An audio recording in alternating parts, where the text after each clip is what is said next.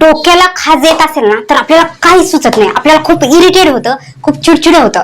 पण डोक्यात खाज येण्यासाठी भरपूर कारणं असू शकतात.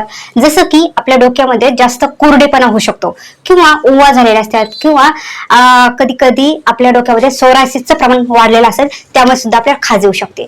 तर ह्या खाजेवर जर आपण वेळेवर लक्ष जर नाही दिलं तर नंतर आपल्याला म्हणजे मानसिक स्ट्रेस जो वाढण्याचं कारण आपल्या डोक्याचं जी खाज आहे त्याचं मोठ्या प्रमाणात वाढ झाल्यामुळे पण होऊ शकते. तर आपण लवकरात लवकर या पॉइंटकडे लक्ष द्यायचं आणि आपल्या डोक्याच्या खाजकडे आवर्जून लक्ष देऊन ती कमीत कमी पूर्ण संपून गेली पाहिजे. तर डोक्यावरची खाज, डोक्यातली खाज कमी करण्यासाठी झटपट उपाय आपण घरगुती करून पाहिला पाहिजे. आणि घरगुती उपायावर जर रिझल्ट नाही झाला तर नक्कीच आपण पार्लरमध्ये किंवा डॉक्टरकडे नक्कीच जाऊ शकतात आणि त्यांनी सुद्धा डोक्याची खाज भरपूर कमी होऊ शकते. तर आपण काय केलं पाहिजे, फर्स्ट टाइम होममेड कडे आवर्जून लक्ष दिलं पाहिजे. जर घरगुती उपाय आपण करत असं आणि जर त्यांनी रिझल्ट आला, आपल्याला छान वाटलं, तर आपल्याला खूप छान वाटू शकतं की स्वतः एखाद्या वेळ एखादी गोष्ट आपण स्वतः ट्राय केली आणि त्यांनी जर रिझल्ट आलेला तर आपल्याला खूप आनंद होतो. तर त्याच प्रकारे आपण सर्वात अगोदर काय केलं पाहिजे, टी ट्री ऑइल हे जर आपण वापरलं तर त्यात अँटी फंगलचं गुणधर्म आहे. त्याच्याने काय होईल, रोज वापरण्यात केसांना आपण तेल लावतो त्याच्यामध्ये टी ट्री ऑइल जर वापरलं तर खूप कमी प्रमाणात आपली खाज होऊ शकते किंवा खाज पूर्णपणे जाऊ शकते. तर ही टी ट्री ऑइल नक्कीच आपण वापरला पाहिजे. नंतरचा पॉईंट सांगता येतो कडुलिंबाची पानं. ही कडुलिंबाची पानं आपण आणायचे, ते पाण्यामध्ये उकळून घ्यायचे आणि एक जार इतकं पाणी झाल्याच्या नंतर त्यांनी आपण डोकं धुवून काढायचंय.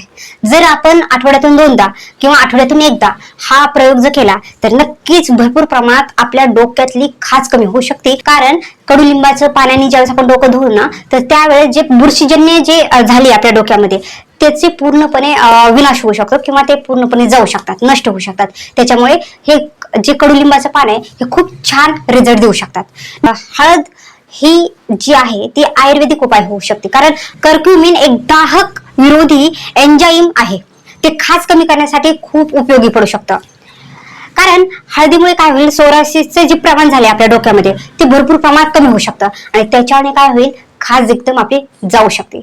हळद आणि पाण्याची पेस्ट तयार करायची आणि ती डोक्यामध्ये लावून घ्यायची आणि ती लावल्याच्या नंतर 15-20 मिनिटांनी पूर्ण डोकं ड्राय झाल्याच्या नंतर धुवून काढायचं.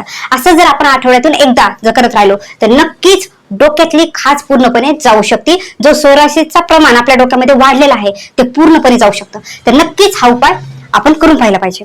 नंतरचा आपण आयुर्वेदिक उपाय करून पाहू शकतो बेकिंग सोड्याचा. आपल्याला तर बेकिंग सोडा माहितच आहे. हा बेकिंग सोडा आपण जो खाण्यासाठी आवर्जून वापरतो तोच बेकिंग सोड्याचा आपण आपल्या डोक्यातली खाज कमी करण्यासाठी नक्कीच उपाय असा करू शकतो. जसं की बेकिंग सोडा थोडा घ्यायचा, त्याच्यात पाणी मिक्स करायची, त्याची पेस्ट तयार करायची आणि हा बेकिंग सोडा मस्तपैकी पूर्ण डोक्याला अप्लाय करून घ्यायचा. 30 मिनिटासाठी आवर्जून ठेवायचा आणि नंतर केस वॉश करून घ्यायचे. अशा प्रकारे जर आठवड्यातून एकदा हा ट्राय केला तर नक्कीच डोक्यातली खाज पूर्णपणे जाऊ शकते. हा घरगुती उपाय होममेड खूप छान आहे, नक्कीच करून बघा.